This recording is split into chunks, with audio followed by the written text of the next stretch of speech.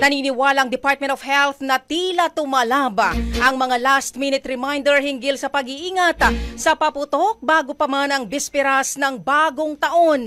Ito ay kasunod ng naitalang 1,340 na kabuang bilang ng mga firecracker-related injuries na mas mababa umano ng 34% kumpara sa bilang na naitala noong January 2024. Ayon kay DOH spokesperson Assistant Secretary Albert Domingo, sa kabila ng naiulat na bilang ng mga aksidente sa paputok, posibleng may mga late reports pa nito. Binigyan din ni Domingo na boga pa rin ang nangungunang sanhi ng mga aksidenteng ito at kadalasang mga bata ang nabibiktima. Samantala mga kabrigada, wala pa namang naitatalang tinamaan mula sa 27 ulat ng Philippine National Police na mga indiscriminate firing.